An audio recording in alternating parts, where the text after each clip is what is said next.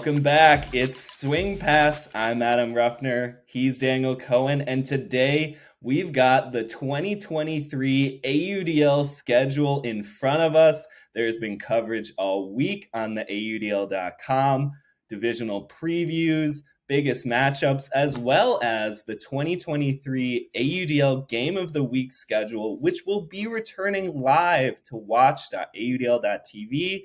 After being on tape delay for much of the 2022 season on FS2. It's a big excitement for us. There's big excitement all over. In terms of just like schedule enthusiasm and hype, I think this might be one of the best schedule slates ever. The AUDL Game of the Week is just stacked with matchups. There's a slate of other big-time rivalry games aside from those Saturday night showcases. Ian Toner did an excellent job this week on the AUDL.com outlining some of them. You also have a piece up today that talks about a lot of them. But today, on this episode of Swing Pass, we're going to be getting into the toughest schedules of the 2023 season, And we think we've settled on four championship-level competitive teams, by the way, who have just an amazingly tough slate. And I think a wildly anticipated schedule for each team. Do you want to kick us off with the first squad? Yeah, let's start with the DC Breeze. So the East Division obviously lost Ottawa. So some of these divisional losses and like somewhat switch-ups have made a lot more interdivisional games available, because when you have 7 teams in division, everyone basically has to play the other 6 teams twice. But in this case, DC plays the other East Division teams a total of 10 times, so like 5 each of the other ones. And then they have 2 remaining games that they're both going to play against Carolina this year. So it all starts with the game of the week. The first week is DC at Carolina, and then DC has a couple home games against Philly and New York the following 2 weeks. And then really the rest of the schedule is fine. It's mostly East Division action, but again, just that one other Carolina game for DC can really tip the scales one way or the other for both DC and Carolina, who we'll get to in their own right later this episode. But I think DC just needing to get past New York is like already a tough enough task. And now you add arguably the second best team in the league the past couple seasons in Carolina, or at least they've been in that same conversation, basically the same conversation as DC.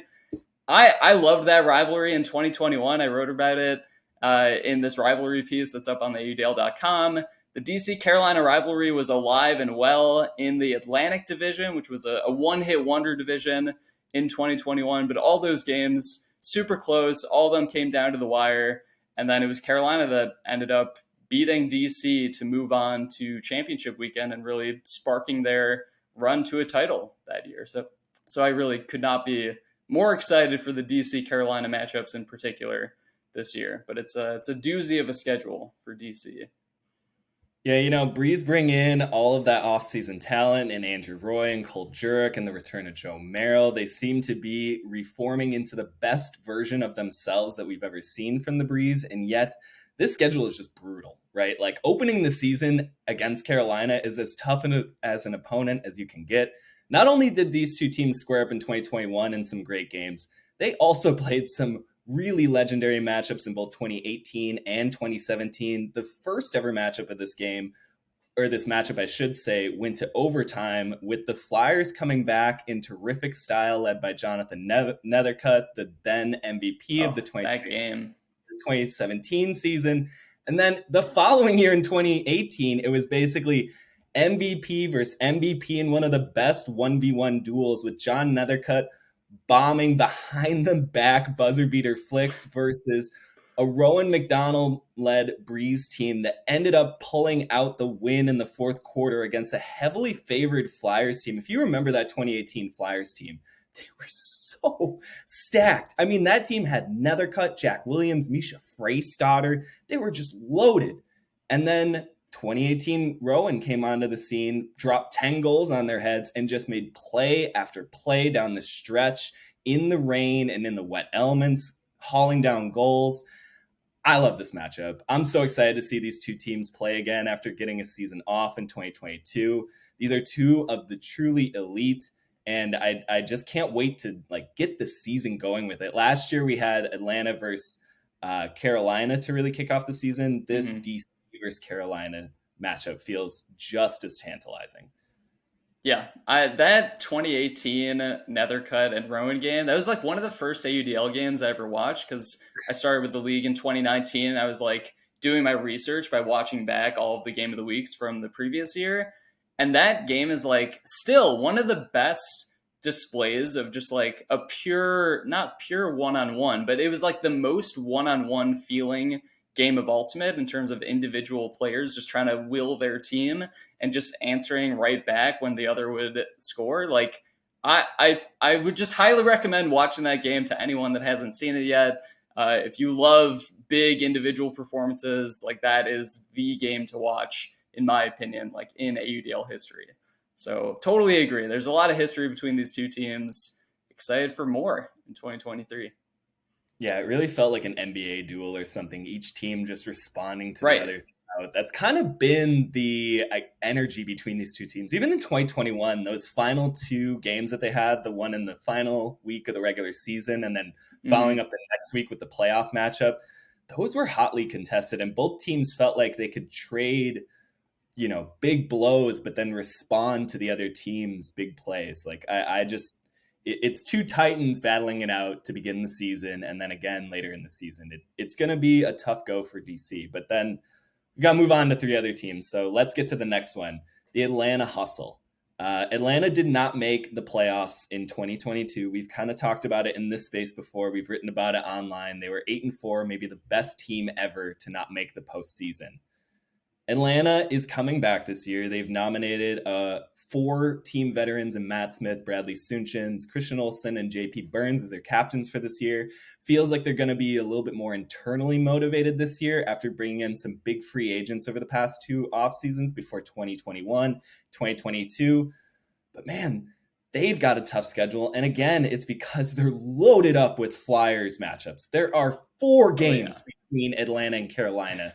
You talked about in your rivalry piece, it's one of those meals that you just can't get enough of. Like I could eat 3 straight courses of Atlanta versus Carolina. Every single time these teams play, there's a little bit of bad blood. There's a little bit of chippiness. Everyone knows each other. Everyone respects each other, but they want to win and beat each other too. You could see that in their final matchup last year where the Flyers had that big end of third quarter buzzer beater to Fairfax. He got hacked and kind of pulled down, and he comes up and he's just spiking it, and the whole sideline comes off for the Flyers. Like there is a different level of energy when Carolina and Atlanta battle. But in addition to that, Atlanta opens the season hosting a tougher than they look indie team. They play Austin one time, and then in week 7, the Hustle have to host the reigning champion New York Empire. And anytime you get to play an out of divisional game against a reigning undefeated title contender, like that's just amplifying the difficulty of your schedule. Now, I will say, Atlanta beat New York in 2021 at home, straight up. That was one of the best performances we've seen in the last 3 years against this Empire dynastic team. Can Atlanta do that again? I don't know. It feels like New York has evolved a step or two even since 2021. But Atlanta has kind of the big bodies and just the mentality you saw in those matchups against New York where they can handle the Empire star power a little bit. So this game is, I'm pretty sure it is in New York, actually. So this is the last time. I'm sorry, I read my notes wrong.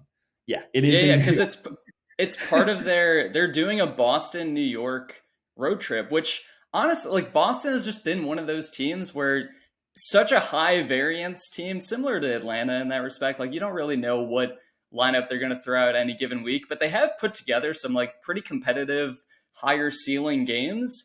I kind of feel like that could be somewhat of a trap game for Atlanta, depending on how they travel up to the East Coast. Because Boston at home, like when they have, basically those are the games they have Tanner Johnson for. Orion Cable has played in those games too. And just like the lack of consistency of their roster, I feel like when they're playing at home, that's when they are closer to that ceiling. So I don't know, that's kind of like a sneaky game for me when looking at Atlanta's schedule. But going up to New York, I mean, the last time they played up in New York, they were very much in control of that playoff game in 2021 that eventually ended in a crazy New York comeback in the second half. Jack Williams, Ben Yot playing almost every point from that point onward to rally back from, I think they were down 4 or 5 around halftime. That was a game that felt like Atlanta's pretty much the whole time. But I still wouldn't think that Atlanta would like struggle significantly with New York. I mean, we'll see what the roster is this year. It should be a close game regardless. But yeah, definitely circling that doubleheader road trip for Boston, New York as well. Yeah, there are 3 playoff spots in the South Division this year, so it doesn't feel like Atlanta will get boxed out in the same way that they did in 2022 when Austin leapfrogged. I hate that there are 3 spots, by the way. I know. It removes a little bit of the tension, but at the same time, hear me out. We now get a first-round playoff matchup that will likely be, look at these schedules. More excitement. Maybe this matchup between Atlanta and Carolina. So, I'm not going to sit here and complain too much, but I hear you. It removes that's fine. It removes a bit of kind of like the prestige of will they, won't they? But yeah, it does. I will say it also does put more pressure, or not more pressure, but it has more implications for the 1 seed getting a bye in the playoffs. It's big. They would only have to play 1 playoff game in addition to having home field advantage. So it does change the landscape for sure. Not only that, I think just as much of a motivation to get the 1 seed to not be that 3 seed, right? Going on the road in back-to-back weeks to face whatever combination of the top 3 in the South. I mean, these are all in Austin, Carolina, and Atlanta. It feels like 3 of the top 9-ish teams in the league this year. So South before we get too off track, is there any example of like a 3 seed getting to championship weekend that you can remember? Flyers in 2021. Flyers in 2021. But that was such like but there was still just a one playoff game to get to championship weekend. Right. And I think 2018 Dallas had a similar path where because of scheduling quirks, the Flyers, who had won the division that year, ended up having to go on the road and play a back-to-back in Austin for the opening round and then the next night in Dallas. So I think those are the 2 easiest examples from the top of my head. And now that I'm thinking about it, 2016 Seattle. They were a 3 seed. Wow. Yeah, because they won their first playoff game on the road at LA, and then they won it again the next day in a quirky scheduling thing where they played San Francisco at LA's home field. So there are some pretty recent examples of getting the 3 seed and taking it all the way. It's a little like the NFL. Like that wild card spot can be a little, I think, volatile just because some of those teams haven't really rounded into shape until the latter part of the season. And so their schedule might not reveal a whole bunch, but they might have a whole heap of momentum similar to the 2021 Flyers and the 2018 Dallas teams. But we should probably move on. Let's get to our next team. And with all 4 of these teams and their toughest schedules, we didn't use a whole bunch of math to evaluate these. So this is all kind of feel. So these last 2 teams are kind of a pick 'em, I feel like. And they're both, and the funniest thing is that they're both 2 of the strongest championship contenders this season. Yeah. So we'll start with New York. New York is our next team on the list. New York. I thought we were saying New York was the toughest one. All right. You think New York has the toughest schedule? No. I'll make a claim for it, but you do your New York thing. I'm picking New York to have not the toughest schedule, but it's still a tough schedule. Anyway, these are maybe in no particular order. But we'll go through New York's. So New York, the most interesting thing about their schedule is going on a very late 2-game road trip to the West Division. We don't often see, we see some interdivisional games, but it's typically like Central and East, Central and South, East and South. We don't typically see the East to West movement, but we are going to get a New York road trip to first Colorado on Friday, July 14th. And then right after, the next day, they're playing at Salt Lake on July 15th. Those are their 11th or 10th and 11th games of the season. So this is like very late in the year. Could have pretty significant playoff implications if they struggle at all there. But really, New York's start to the season is not that easy, I would say. They play Philly at home. then they play Toronto at home, but then they're on the road to DC, and then they're on the road to Philly right after that. So like those first 4 weeks, obviously we don't expect New York to lose a lot of games this year, but it's going to be like kind of a tone setting stretch for them to open the season. So again, that West road trip is the main thing to circle with New York's schedule. And then also I would say hosting Atlanta, like we talked about. Again, not at all a gimme for New York, but they will have home field advantage, so that's nice for them. Overall, I would say this schedule is like, mostly winnable games that I would pencil in for New York, but maybe I guess you'd call it like 5 games that are a little bit more iffy. And that's not even including the Philly games or potentially playing at Boston. Like we talked about Boston's roster being a little up and down. We've talked about Toronto maybe being sneaky good this year.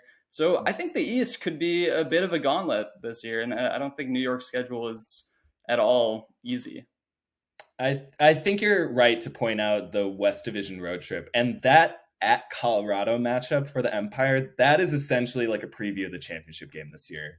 I am unabashed in saying that I think New York and Colorado it's are a likely championship preview entering into this year, and just seeing those two teams at altitude. I mean, Ian Toner talks about in his piece on the AUDL.com website, there is just a litany of dream matchups you can start listing in your head. Does John Randolph guard Jonathan Nethercutt, or like a Jay Fruit or a Quinn Finer? Do we get a Babbitt versus Cody Spicer? There's so much meat on that bone. And then they've got to go the next night and try to figure out how to stop Jordan Kerr and the top scoring team in the league last season in Salt Lake. So it's a huge, huge hurdle to clear, like you say, very late in the season. And to that point, I wanted to bring up, I don't think we challenge this Empire team in any notion anymore. But what I will say is that they have been consistently creating a larger and larger target on their back as they climb higher and higher into the ranks of history, right? With each win, with each kind of impressive blowout victory for this Empire team, they are inevitably setting up a bigger cash out for whichever team now ends their winning streak, right? Like this would be a season defining win in any of the 12 games that they play this year. New York is the top prize. And so I just think that there needs to be talk about that kind of, 12-week tension that the Empire have to go through. Now, of any franchise in the league, I expect them to be able to handle that. But, every single week, a team like Toronto, a team like Montreal, not quite in the playoff picture yet, if they stay close, if they can somehow get an upset, I mean, that blows everything out of the water. And just having that kind of appeal, I think factors into a lot of these games. I wrote about it in my preview yesterday. I think this is the most talented East Division ever. I think both at the top and at the bottom. I think the third playoff spot is actually going to be a pretty interesting race this year. I know Philly felt like they really got a foothold in it with making it last year, but Toronto's going to be better. Montreal is going to be healthier. Boston is still such a question mark with a high ceiling and a low floor. There's just a ton to work through in the East, and everyone is looking up at New York, and everyone wants a piece of that. And I don't know. I think by the time they get to week 12 and back-to-back at Colorado and at Salt Lake, those are going to be two of their toughest opponents, and they've really got to show up for those games because those teams could take them out. It's a lot to ask for the reigning champs. I think that they'll handle it, but it's a really tough schedule. Like this is not be an easy chance to repeat and become the first AUDL franchise with 3 titles, which is great.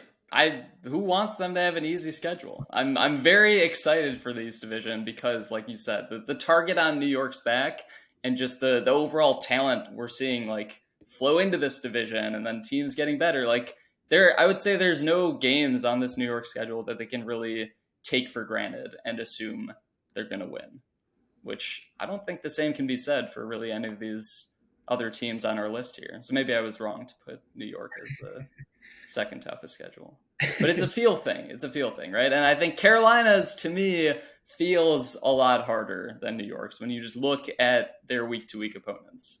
So let's get to the toughest schedule in the 2023 season. The Carolina Flyers, the 2021 champs. As we kind of hinted before, They've got 4 matchups with Atlanta. They've got 2 interdivisional games against DC. They've got 2 games against an Austin team that really wants to assert itself as a championship contender this year and show that they can knock off the Flyers. And then they've got this pesky at Philadelphia game on the second night of It is a pesky game. The Phoenix are going to come out for that one. Philly's going to play up for that game. And from what I've heard from Carolina, they will be missing a few pieces now. The Flyers always reload. They always reload. They've got one of the best pipelines and talent sources in the entire league. But they're going to be missing some major players this year. And, you know, Phoenix's big boy ball that they love to play when they kind of just like to run out and start throwing punches at your head. Like, I think that that's going to work really well against a Carolina team that will, again, be playing its second game in as many days, might be a little fatigued, and maybe James Pollard and Sean Mott can kind of break through and keep the whole game open as they were in the first half against DC in the playoffs last year. Like, I just, man, the Flyers, but again, like, this is kind of like their 2021 season, right? They started 0-2. They had this really tough schedule. They just make it to 8-4 in the Atlantic. They kind of feel like a notch or two behind the 3 teams above them that season in New York, Atlanta, and DC. Then they end up winning the whole thing because they had so much attrition that they became a better team throughout the course of the year and were peaking at the right time. Now, can Carolina do that again this year? Can they sort of avert the quasi-disaster that was the semifinals game? How do you feel about the semifinals game against New York, by the way? Like, I've been quasi-disaster is a good way to put it. They won by New York won by 8, right? I'd have to go look at the final score. I think they win by, was it that much?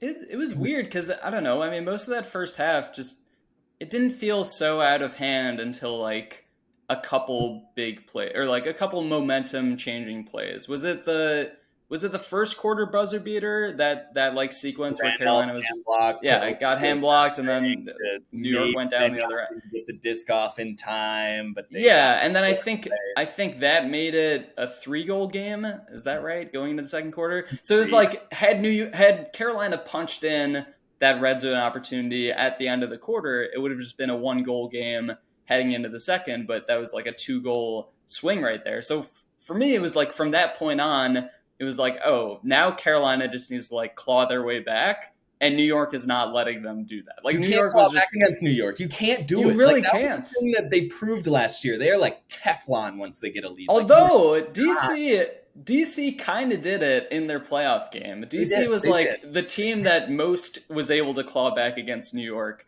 Obviously, could not claw all the way back, but yeah, I mean they made that game super interesting. I just think Carolina in a whole. Maybe they can overcome that against some other teams like they did against DC in 2021 in that playoff game. DC had the first half lead on them, but it was just like a slow, grindy rally by Carolina in the second that ended up putting them over the top there. So, yeah, I just, like you said, I think New York is just a really tough team if you ever get down on them to really close that gap again. And I think DC is kind of the only example we've seen of a team being able to do that. So with Carolina having 6 games against DC and Atlanta, and I guess let's include Austin. So 8 games against DC, Atlanta, and Austin. What do you think the Flyers' record will be or needs to be in those 8 games in order for them to either host the first round or reclaim the top spot in the South? I don't see them as the favorite for the South anymore, just based on this schedule. And we haven't talked about Are you saying that they're not the best team in the South, or that they won't? I'm not saying that. I'm not saying they're not the best team, but solely based on schedule. And we haven't talked about easiest schedules yet, but let me tell you, Austin's is very easy this year. They play 8 games against those other 2 Texas teams and only once against Atlanta. I don't see Carolina as getting the top spot. And also you mentioned those 8. What's the record? What record do they need? 8 games against Atlanta, Austin. Let's talk about the 9 game. Put Philly in that group too, because I didn't realize that is the second game of a back-to-back, but it's the second game of a back-to-back when they play DC the night before. They're going to be so mentally and physically exhausted for that game. It's going to be so draining. So of those 9 games, I think they have to win 6 of them, probably, to maybe push. I don't even think that would push for the 1 seed, because I don't think Austin is going to lose more than 3 games this year. So I think 6 games of those, and then the 3 other games are the 2 Dallas games and a Houston game. So that would get Carolina to 9 wins. Then maybe we're talking about a potential tiebreaker for the 1 seed. But I think it's more likely Carolina goes 8-4 or 9-3. Let me give them 8-4. Let me give them 8-4 as a final record, and they finish with the 2 seed in the South. Yeah.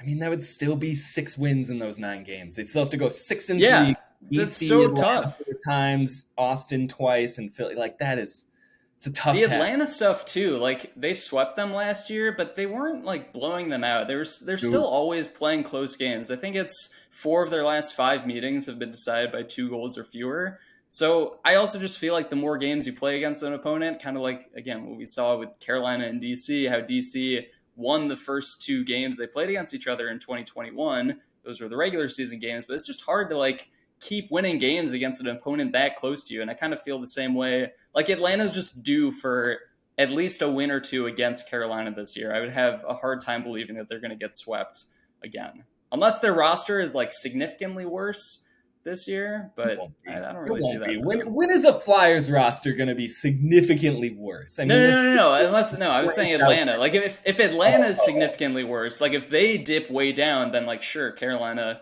is going to be the clear favorite in those matchups. But Atlanta is always going to put up a fight too. Yeah. So yeah, but 8-4 feels about right for Carolina this year, conservatively, I guess. I would agree. And obviously, these schedules are going to change. I think last year we were over the top about how tough the Austin Soul schedule will be. And right. It was, but it also turned out to be not quite as much because Madison was in a down year, Dallas was in a down year. So Dallas was very down. That was the difference. These predictions will change. I think Dallas is going to have a rebound season this year. I don't think they're going to be quite the basement dwellers that they were last year. But this is all to say that we know nothing about Houston too. Mm-hmm. Right? Like Houston could surprise people. Maybe they push Austin for some of those games. I expect Houston to get someone. They're going to be young. They're going to be unproven. And so they're going to have nothing to lose. And I just think in a 12-game format, you're going to get a chance at some point to take a team that doesn't take you seriously to the mat. And I absolutely expect that, having interacted a little bit with the Houston front office and stuff.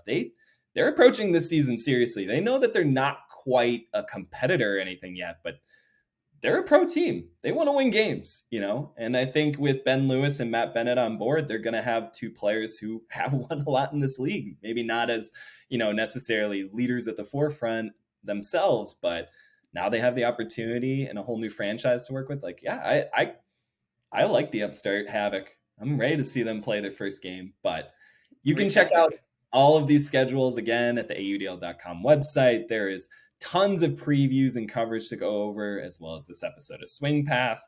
We will be back next week, possibly discussing more schedule stuff. Possibly we'll have even more off-season news. There are a ton of rumors swirling around right now about big names. There really are.